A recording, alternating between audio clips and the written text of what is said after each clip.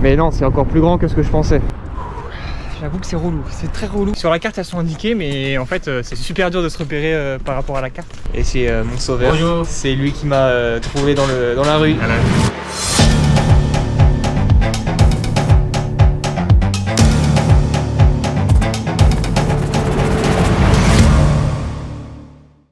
Ça y est, Roxy est prête à partir.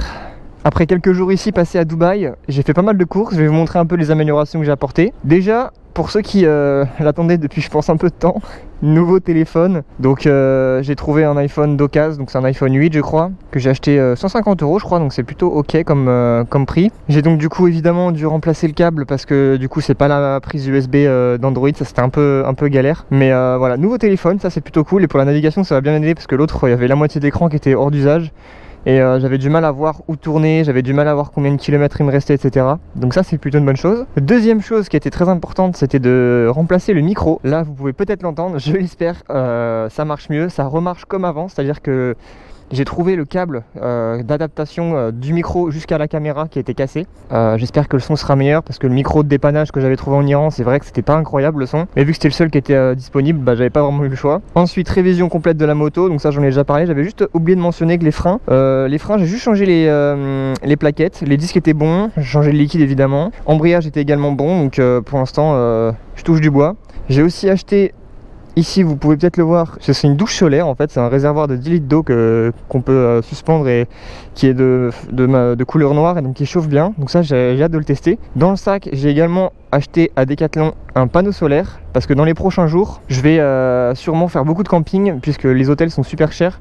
Je vais voir, je sais pas si ça va marcher, je vais essayer de faire vraiment presque que du camping et du coup de tout charger avec ce que j'ai sur la moto. Et le problème c'est que la moto est pas assez puissante pour charger mon ordinateur notamment. Donc j'espère qu'avec le panneau solaire, lorsque j'aurai plus de batterie dans ma grosse batterie de réserve, je pourrai le charger. Je sais pas si ça va marcher, je vais essayer. Donc ça c'était aussi une évolution que j'ai faite. Et enfin j'ai aussi racheté les accroches de GoPro. J'en ai pété déjà 5 des accroches officielles. Donc franchement honnêtement c'est vraiment bizarre. C'est une qualité vraiment pas terrible pour le prix que ça coûte super cher les vraies accroches officielles GoPro. Et donc là j'en ai profité pour en acheter des fakes. Donc c'est des trucs chinois je pense. J'en ai acheté 6 pour même pas 5 €. Donc bon, j'espère que ça va fonctionner. De toute façon les autres fonctionnent pas, donc c'est un essai. J'espère que ça tiendra au moins aussi longtemps. Si ça tient au moins aussi longtemps, j'ai gagné au change. Et sinon c'est bon, voilà, j'ai à peu près fait le tour. Donc je repars sur la moto et je vous dis un petit peu le plan de la journée.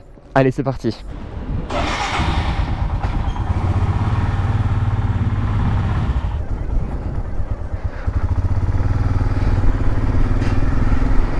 Ça va être pas mal de villes, pas mal de grandes villes. Premier arrêt, c'est pas loin, c'est à 10 km. Ça va être d'aller rapidement faire le tour de la Palmeraie, la fausse Palmeraie, la Palme Jumeirah.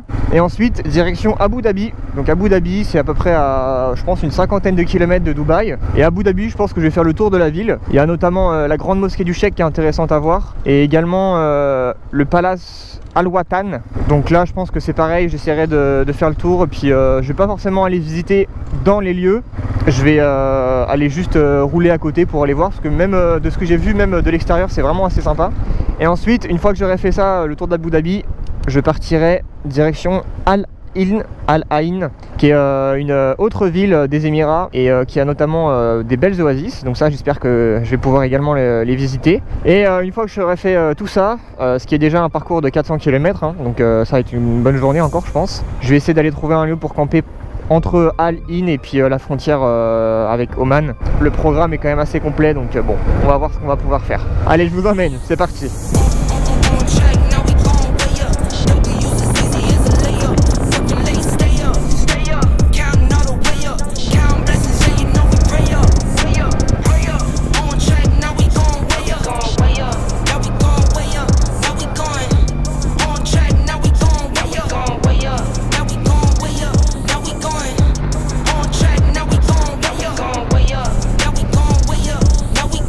Je viens de passer un tunnel et je crois que là je suis arrivé sur le cercle extérieur du palmier. c'est immense. Je pensais que c'était grand évidemment parce que ça se voit même sur les cartes satellites. Mais non, c'est encore plus grand que ce que je pensais. Incroyable quoi. La débauche de matériaux qui ont dû être nécessaires pour réaliser ça, c'est simplement hallucinant quoi. Là je roule sur de l'eau en fait de base. Je suis sur un bateau normalement. Et regardez ce qu'il y a à côté de moi. Des maisons, des hôtels. C'est absolument incroyable.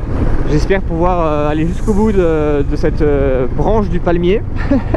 Et avec un peu de chance, j'aurai une belle vue sur la marina de Dubaï. Je pensais pas qu'on pouvait y aller aussi facilement ici. Bah c'est très bien, je suis très content. Plutôt une bonne nouvelle.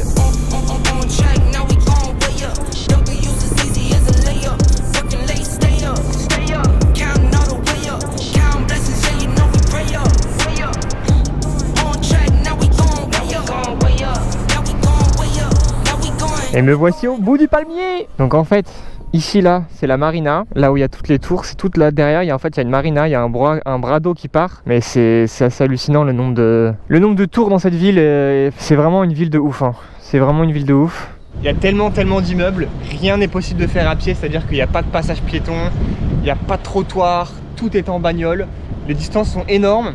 Et les routes, quand il faut traverser à pied, c'est une galère parce qu'il y a généralement 2 fois 3 voies, 2 fois 4 voies, parfois plus. Il faut marcher parfois 1 km pour trouver un pont ou un tunnel qui passe en dessous des grosses autoroutes qui sont en plein milieu de la ville. Donc bref, voici Dubaï. Ça a été pour moi une ville assez intéressante dans le sens où je m'attendais à rien du tout. Ça a un peu confirmé ce que je pensais, c'est-à-dire que c'est une ville immense, sans aucun charme. Ici, il n'y a absolument rien à voir, c'est que des grosses tours. Et si jamais vous voulez faire des activités, c'est les malls. Et les malls, c'est tout, il y a les malls et après quelques sports nautiques ou quelques sports assez exotiques comme du parachute ou de la chute libre ou des trucs comme ça, mais assez surprenant. Bon allez, on va repartir parce que là je commence à avoir chaud et il y a encore pas mal de routes. Allez, let's go, je vous emmène. Ah oui, et puis vous imaginez bien que toute cette ville, tout ce faste ne se fait pas tout seul. Et tous les travailleurs sont généralement des immigrés. Pas mal d'Inde, pas mal du Pakistan. Et absolument tout ce qui est fait par les gens qui viennent de l'étranger. Les seuls endroits où on peut vraiment croiser des Émiratis, c'est dans les malls. Je vous mets 1 ou 2 photos qui résument un peu cette image. Dans les malls, et plus précisément dans les cafés de luxe dans les malls. Je pense qu'ils doivent passer leur journée à boire du thé et à manger des macarons parce que c'est vraiment un sketch, c'est à mourir de rire quoi. Même à la douane, par exemple, quand je suis arrivé au port, les seuls Émiratis qu'il y avait, c'était les mecs qui mettaient les tampons. Mais tout ce qui était gestion du process, etc., c'était fait que par notamment un Indien qui m'a bien aidé. Et, et pour la petite anecdote, le seul tampon qu'un Émirati m'a mis, il a réussi à le foutre dans la mauvaise case. Il y avait 2 cases, hein. Entrée ou sortie sur le carnet de passage, il a réussi à tamponner l'entrée dans la sortie. Aucun jugement de valeur, hein, mais bon, c'est juste mon expérience et ce que j'ai pu voir. Allez, quittons cette île palmier. Prochain arrêt, Abu Dhabi.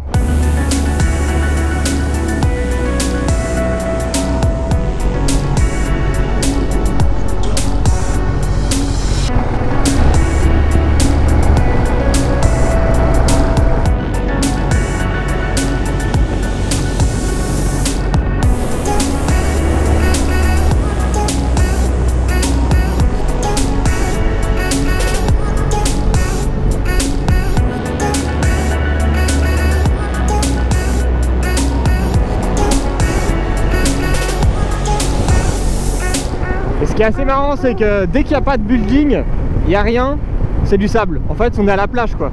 Allez, je crois que c'est la fin de Dubaï. Bye bye Dubaï. Je pense qu'honnêtement, ça peut être une ville qui est intéressante à voir si jamais il y a une escale en fait. En escale, pourquoi pas, sur une journée, 2 journées max, ça peut être intéressant de voir Dubaï. Mais franchement, venir ici pour faire des vacances complètes, ça n'a aucun sens. Donc pour moi, Dubaï c'est terminé. Direction Abu Dhabi. Let's go.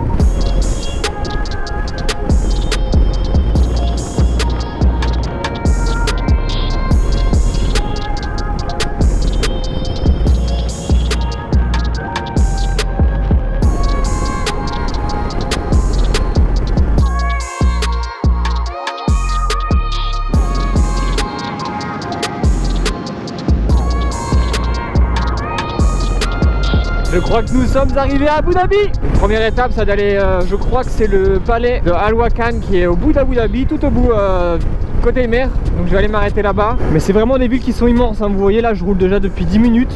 Et c'est les tours comme ça. Et puis il y en a jusqu'au bout de la corniche là-bas. C'est peut-être 20 km, 30 km de long. À la fois Dubaï et Abu Dhabi, c'est à peu près la même structure. C'est tout le long de la côte. Regardez l'eau comme elle est bleue. Derrière les buildings, là où j'étais tout à l'heure, j'ai longé comme ça. Et là, bam! Je pense que c'est un des symboles de la ville. Donc je vais aller prendre une petite photo.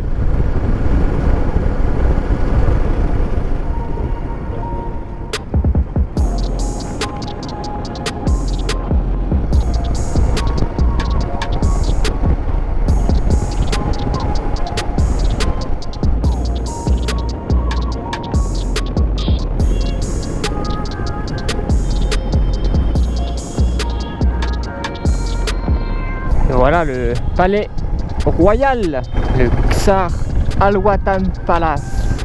Je sais pas trop si je vais pouvoir m'en approcher suffisamment pour le voir. J'aimerais bien pouvoir l'apercevoir un peu plus près quand même. Voilà le palais, juste là.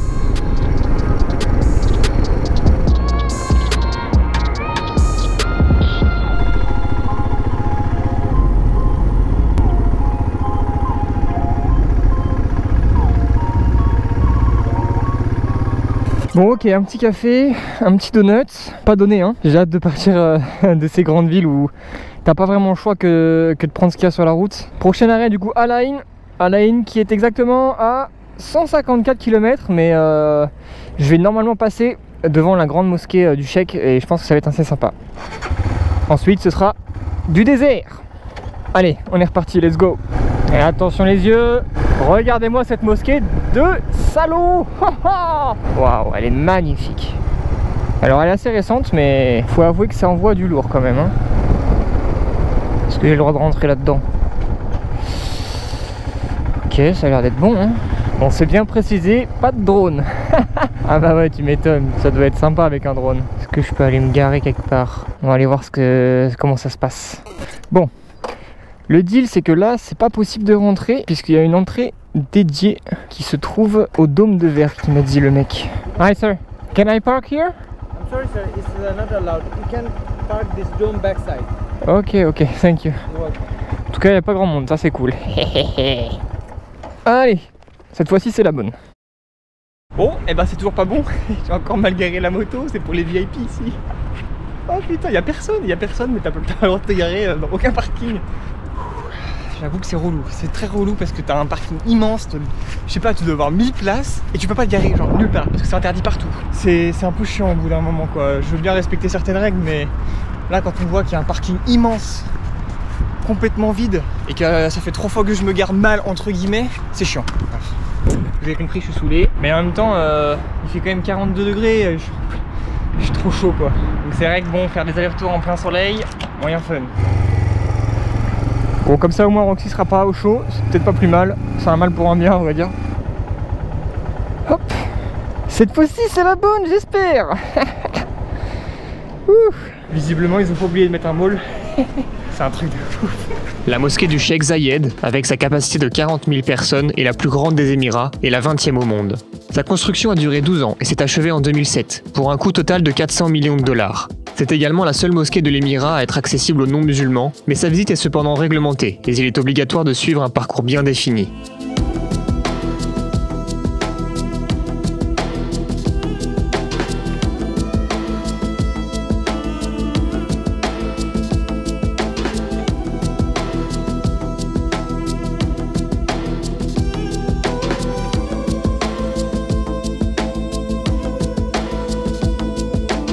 Cette mosquée dotée de 4 minarets et de 82 dômes contient également le plus grand lustre et le plus grand tapis artisanal du monde. Fabriqué en Iran, ce dernier couvre une surface de 5600 mètres carrés.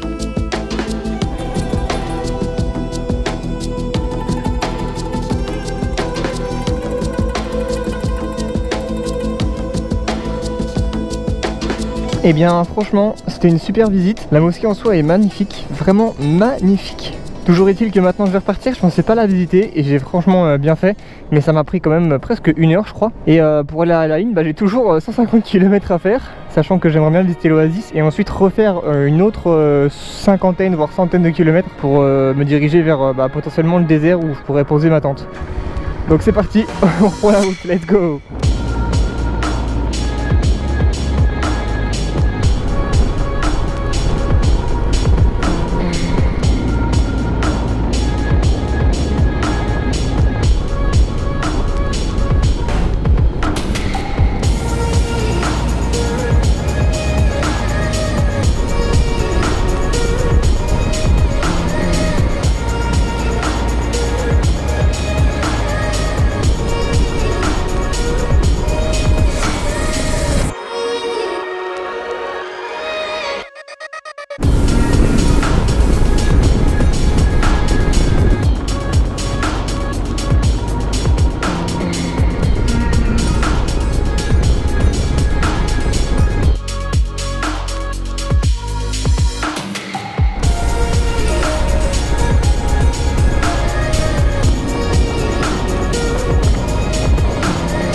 Bon, je devrais plus être très loin, je pense que c'est juste là. Alors, voyons ça.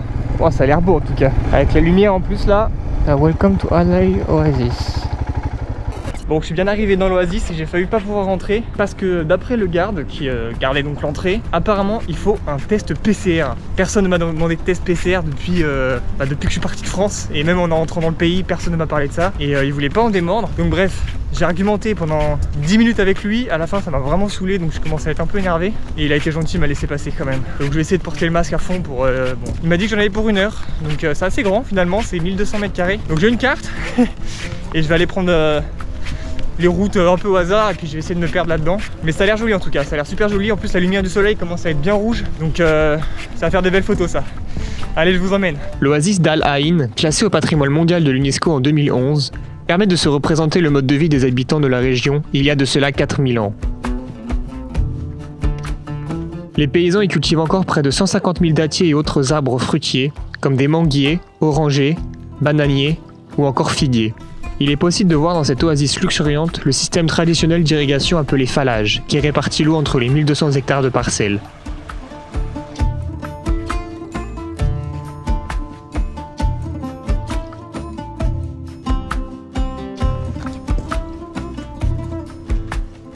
C'est vraiment très beau, mais le truc c'est que j'ai l'impression que chaque parcelle est en fait une propriété qui du coup appartient à ceux qui cultivent les dattes. D'ailleurs j'en ai rencontré qui m'en ont filé 1 ou 2 qui sont très bonnes d'ailleurs. Il y a quelques-unes de ces parcelles où apparemment en fait tu peux vraiment te promener librement. Sur la carte elles sont indiquées, mais en fait c'est super dur de se repérer par rapport à la carte. J'ai pas réussi à les trouver, donc j'ai traversé 2 ou 3 parcelles un peu sauvagement sans évidemment rien toucher, mais c'est un peu dommage que ce soit pas hyper bien indiqué où est-ce qu'on peut vraiment aller, là où on peut pas aller. Toutes les portes sont ouvertes, donc j'ai l'impression que c'est pas vraiment un problème, mais bon. Bon, je viens de sortir de l'oasis, c'était bien sympa. Mais le problème c'est que là, le soleil est couché. Mes plans c'était de base de rouler encore 100 km et essayer de bivouaquer dans le désert. Là très sincèrement je pense que ça va prendre un coup dans l'aile parce que 100 km ça va être un peu beaucoup. Donc je sais pas, là faut que je me pose, boire un coup et que je vois ce que je fais parce que malheureusement ça risque d'être compliqué quoi. En tout cas ça c'est fait. Aline, checked. Bon, voici l'état de la situation. Je me suis penché pendant peut-être un quart d'heure là pour essayer de trouver un hôtel parce que là il faisait nuit, ça m'emmerdait d'aller jusque là-bas. Et dans la région il y a que des hôtels qui sont super chers, genre 100 € et plus. Donc évidemment je vais pas pouvoir aller à l'hôtel. Donc ce que j'ai décidé de faire c'est tant pis, je vais rouler et puis j'arriverai vers 20 h là-bas. Malheureusement il fera nuit, il fait déjà nuit à vrai dire. Et puis j'essaierai de me poser tant bien que mal et puis on verra bien. De toute façon j'ai pas trop le choix. Mais ouais, ça va être une journée un peu compliquée là. À la fin ça va être à mon avis un peu dur. Allez c'est parti, ça fait longtemps que j'ai pas campé. Et on va retourner dans le dur assez vite. Après avoir passé pas mal de temps en Iran où les hôtels coûtaient vraiment que dalle. Ici ça coûte une fortune, un bras, un rein même. La journée n'est pas finie. Let's go!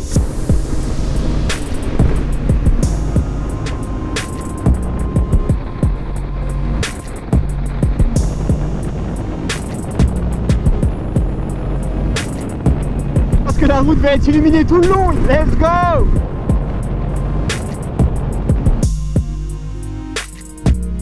Il y a quand même 2 gros avantages à rouler la nuit, c'est que déjà il fait beaucoup moins chaud. Là je roule, c'est que du kiff. Et en plus regardez autour de moi, il n'y a personne, pas de trafic, que dalle. Donc là franchement je suis bien content de rouler maintenant. Après le problème c'est de trouver l'endroit où poser la tente. Vu que je vais rien voir ça risque d'être compliqué. Mais là j'ai fait 100 km sur une voie tout éclairée. Il fait bon, il n'y a personne, vraiment parfait quoi. Alors, on devrait se rapprocher du but. Oh, je sais pas du tout comment je vais réussir à m'en sortir. Parce qu'il n'y aurait pas une supérette là dans le coin. Supermarket, allez achetons quelques fruits. Et après normalement j'ai repéré sur la carte un point qui est à 4 km. Ça va être possible de se caler, mais ça va pas être simple de trouver je pense avec la nuit qui est tombée là. Only two is okay for me.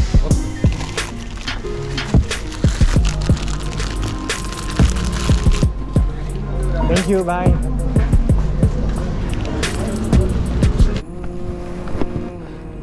Incroyable ce qui se passe là. J'étais en train de faire mes courses et il y a un mec qui vient me voir et me dit oh, tu fais quoi, tu vas camper quelque part? Je lui dis bah je sais pas, je vais voir. Il me dit ah bah si tu veux, je vais demander à mon gardien si tu peux camper dans ma résidence. Oh le bol. Bon j'espère que ça va le faire. Je sais pas exactement si c'est super safe mais bon, aux Émirats normalement ça craint rien.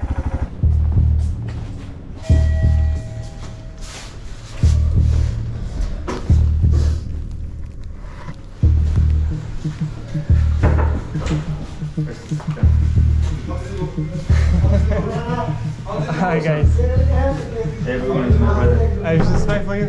Ah, ok. Là, j'ai été accueilli par des Bangladais qui m'ont invité à manger et à dormir dans leur chambre. Et regardez un peu à quoi ça ressemble, ça a l'air super bon. Et c'est mon sauveur. C'est lui qui m'a trouvé dans la rue. Hello. Thanks so much. Welcome. Merci beaucoup. Hello. Hi. I don't know what is it. This is fish. Fish. Yeah, raw fish. And here is my old Bangladeshi friend. And this is the tradition. Bangladeshi tradition dal. And there is rice. The fish. Un grand merci à eux pour m'avoir hébergé dans leur dortoir qu'ils partagent déjà à plus d'une dizaine. J'avoue avoir été un peu hésitant au départ, mais découvrir une toute autre facette des Émirats en rencontrant les travailleurs fut un vrai privilège. Bon, ok, manger du riz assis par terre avec les doigts n'est toujours pas acquis de mon côté. Mais je vais devoir travailler la position, car cela va devenir la norme durant les prochains mois. En attendant, je vous remercie d'avoir regardé cette vidéo jusqu'à la fin. J'espère qu'elle vous aura plu. Si c'est le cas, faites-le moi savoir, et on se dit à la prochaine. Allez, ciao!